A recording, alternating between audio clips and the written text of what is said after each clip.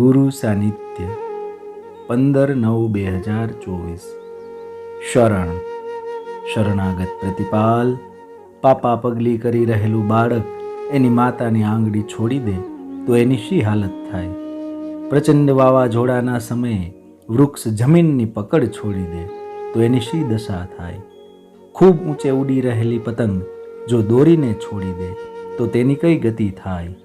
બરાબર આ જ દશા મારા જીવનની થઈ છે.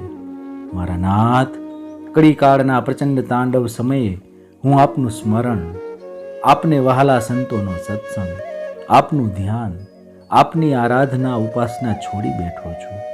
અને એટલે જ કામ ક્રોધાદી લૂંટારાઓએ આવીને મારા અંતરમાં અડ્ડો જમાવી દીધો છે. આળસ પ્રમાદે મારી જિંદગીનો અનમોલ સમય બગાડી નાખ્યો છે.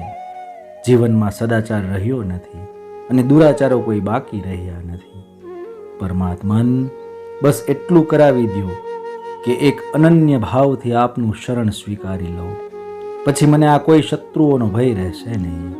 ઓમ નમો નારાયણાય.